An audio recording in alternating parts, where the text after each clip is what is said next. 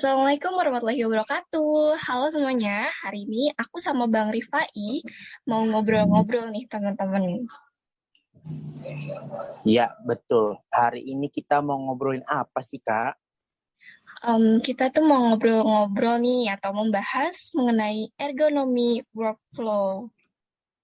Oh, ergonomi workflow ya, Kak. Wah, ini pasti seru banget nih pembahasannya. Pasti seru banget dong Bang.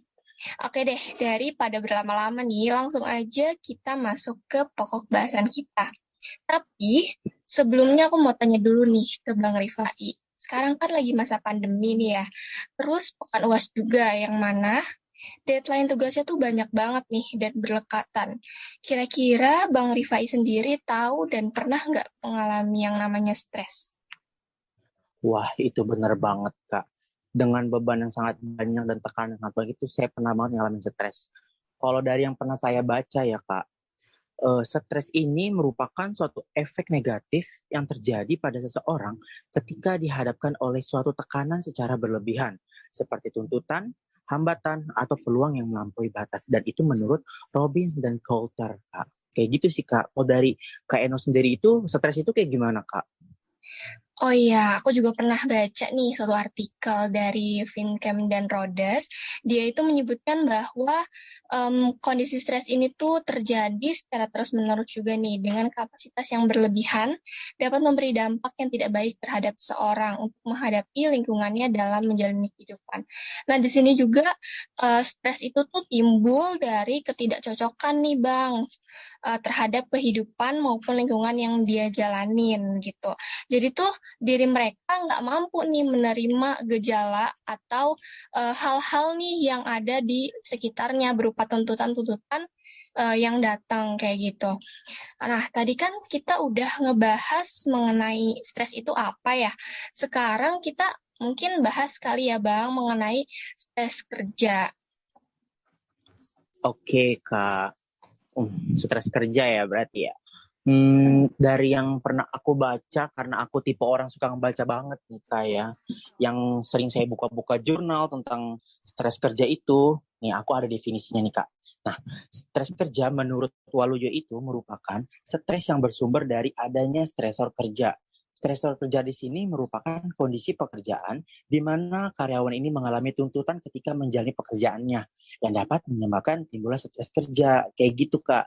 Tapi menurut Kak Eno itu stres kerja itu kayak apa sih Kak? Biar kita sharing-sharing aja nih. Oke deh, kalau misalnya tadi kan kata Bang Rifai udah dijelasin nih dari para tokoh, saya juga ada nih Bang, yang mirip-mirip gitu Bang, tapi intinya sama sih. Jadi kalau menurut Mangkunegara tuh, stres kerja merupakan suatu tekanan yang dialami karyawan ketika mengalami pekerjaannya. Kan mirip-mirip tuh ya Bang ya. Nah, setelah adanya stres kerja ini nih, em, dan atau orang yang mengalami itu dapat memiliki dampak dari fisik atau psikisnya dia sehingga mengganggu produktivitas serta lingkungan kerjanya dia. Nah, maka dari itu para pekerja ini butuh banget Bang yang namanya penanganan.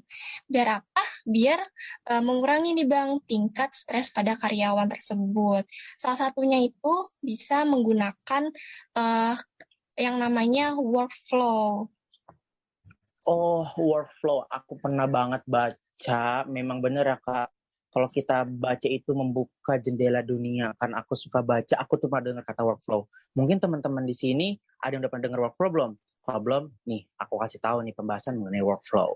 Nah, workflow sendiri itu merupakan proses yang sistematis. Misalnya nih, dokumen atau informasi yang telah dibuat dialirkan dari satu pihak ke pihak lain. Nah, hal tersebut itu bertujuan untuk memperoleh tindakan lanjutan menurut aturan telah disepakati bersama dalam organisasi ataupun perusahaan. Kayak gitu loh, Kak.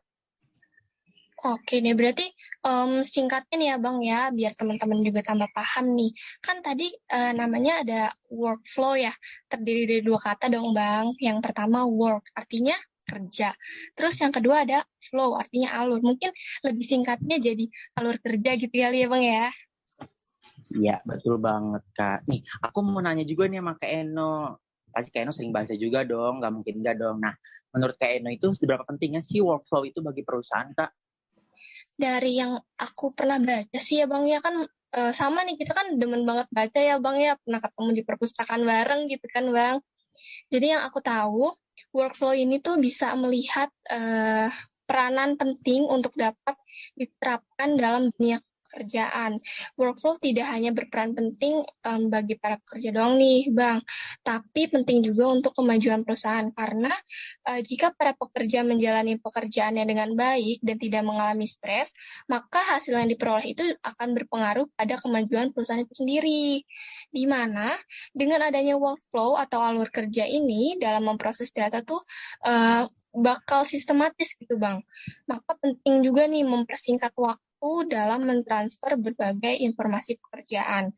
Juga dapat melakukan tracking case nih, misalnya permasalahan atau keadaan tertentu tuh muncul nih di perusahaan kayak gitu.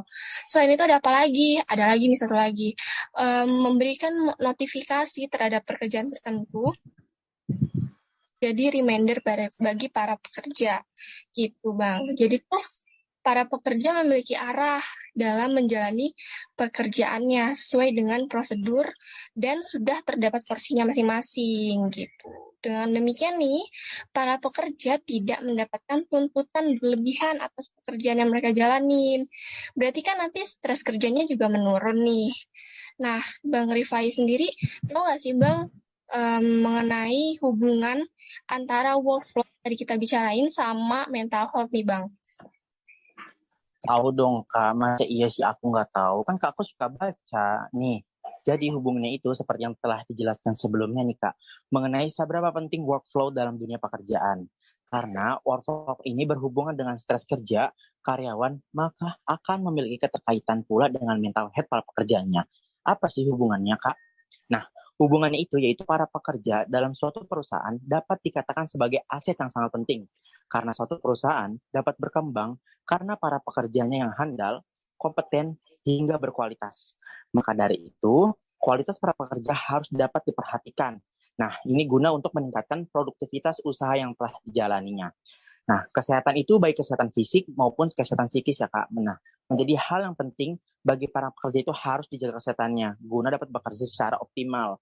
Nah, salah satu permasalahan yang sering dihadapi mengenai kesehatan mental, di mana jika para pekerja tidak diperhatikan kapasitas pekerjaannya, maka akan mengalami stres yang dapat menyebabkan kesehatan mental terganggu. Kayak gitu, Kak. Nah, lagi nih, hal tersebut sangat berkaitan banget dengan kondisi psikis dan emosional. Harus ada suatu sistem yang dapat mengatur alur kerja para pekerja agar mereka dapat bekerja sesuai dengan tugasnya dan porsinya masing-masing secara normal dan dalam batasan yang sangat wajar. Nah, dalam hal ini, peran workflow itu sangat besar karena seperti yang sudah dijelaskan bahwa workflow itu dapat menjadi salah satu jalan keluar dari lingkungan kerja yang sangat tidak sehat dengan pemberian tugas di luar kapasitas karyawan dan dengan tuntutan yang besar pula. Ketika diterapkannya workflow dengan alur yang dibuat secara sistematis, maka para pekerja ini akan mendapatkan kenyamanan dalam melakukan pekerjaan mereka, mulai dari sistem yang terarah, alur yang jelas, waktu yang lebih optimal, serta informasi yang lebih jelas. Dengan berbagai hal kecil, kemungkinan para pekerja mengalami stres, sehingga kesehatan mental para pekerja dapat lebih baik dan tidak terganggu. Kayak gitu loh Kak, hubungannya workflow dan mental health. Waduh, lengkap banget nih Bang penjelasannya. Saya tuh kayak, oh gitu ya, sampai mikir juga nih. Nah, tadi kan udah ngebahas nih Bang, dari sisi perusahaannya. Tapi kalau misalnya dari sisi pribadinya, kira-kira apa sih nih Bang kaitannya? Ada nggak ya Bang? Oh, itu pasti jelas ada dong kaitannya. Nih, contoh simpelnya aja, workflow yang baik akan berpengaruh kepada mental health yang baik juga nih. Jadi berbanding lurus kaitannya, semakin baik workflow-nya, semakin juga mental health-nya. Penasaran gak sih buat ngulik-ngulik lebih jauh lagi? Waduh, jelas dong Bang. Penasaran banget. Tapi sebelumnya kita harus bahas dulu nih mengenai ergonomi. Biar nggak loncat-loncat gitu Bang bahasannya. Jadi nanti yang denger juga nggak bingung gitu Bang. Oke, kita mau bahas ergonomi nih. Baik, saya yang suka pembaca ini akan menjelaskan mengenai ergonomi. Ya, sedikit dulu lah, biar kalian itu paham lah teman-teman. Nah, menurut yang pernah saya baca, ergonomi ini merupakan ilmu mendesain pekerjaan, peralatan, dan tempat kerja sesuai dengan pekerja. Nah, ergonomi sendiri ini merupakan ilmu yang bersifat multidisipliner, mengintegrasi berbagai elemen keilmuan seperti fisiologi, anatomi, kesehatan, teknologi, dan ilmu lainnya yang berkaitan dengan pekerjaan. Nah, dengan adanya workflow dapat mendukung tujuan dari ergonomi. Nah, ini menurut Manuaba nih, 1998, tujuan dari ergonomi yaitu yang pertama, meningkatkan kesejahteraan fisik dan mental. Yang kedua, meningkatkan kesejahteraan sosial. Yang ketiga, keseimbangan rasional antara sistem manusia ataupun manusia dengan mesin. Nah, sekarang saya mau nanya nih sama Kak Eno.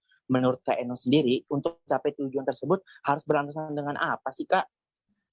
Kalau menurut aku sih ya, untuk mencapai tujuan tersebut nih dapat berlandaskan kemampuan, kebolehan, dan mungkin keterbatasan manusia juga kali ya.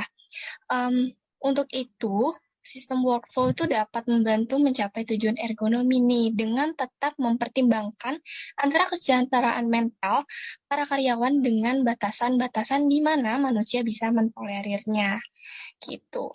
Nah, tadi juga udah ngebahas kan dari sisi perusahaannya, dari sisi pribadinya. Nah, sekarang nih Bang, kalau misalnya kita secara langsung nih Bang menjadi karyawan, kira-kira manfaat atau pengaruh workflow secara langsung tuh apa tuh Bang? Oke, baik. Saya jelaskan sedikit ya, manfaat workflow itu bagi karyawan itu sendiri. Nah, tadi kita sudah membahas terkait tujuan ergonomi, salah satunya itu meningkatkan kesejahteraan fisik dan mental. Selain itu, workflow ini mempunyai berbagai manfaat nih untuk karyawan. Contohnya, karyawan dapat dengan mudah mendistribusikan dokumen, karyawan dapat bekerja sesuai dengan alur yang lebih diterapkan, serta proses kerja yang dapat dikerjakan secara sistematis. Seperti itu, Kak, lebih singkatnya. Berarti gini ya Bang ya, dengan kemudahan yang diberikan perusahaan, maka karyawan dapat mencapai kepuasan kerja gitu ya. Nah, semakin tinggi kepuasan kerja, maka semakin tinggi pula komitmen karyawan terhadap organisasi atau perusahaan. Hal itu juga berkaitan banget nih Bang, sama kesejahteraan psikologis karyawan. Kalau bahasa kerennya nih Bang ya, namanya tuh bisa dibilang employee well-being. Nah, menurut Zing tuh, pada tahun 2015, kesejahteraan karyawan atau employee well-being ini melibatkan 3 dimensi, yaitu ada life well-being, workplace well-being, dan juga psychological well-being. Kita bahas satu-satu kali ya Bang ya. Yang pertama itu ada life well-being, yaitu kesejahteraan hidup yang terdiri atas personal family care dan family members. Yang kedua itu ada workplace well-being, terdiri dari elemen kerja terkait work elements, kemudian kompensasi dan manfaat atau compensation of and benefit, perlindungan tenaga kerja atau labor protection, layanan logistik atau logistik service, manajemen style, dan pengaturan kerja atau work arrangement.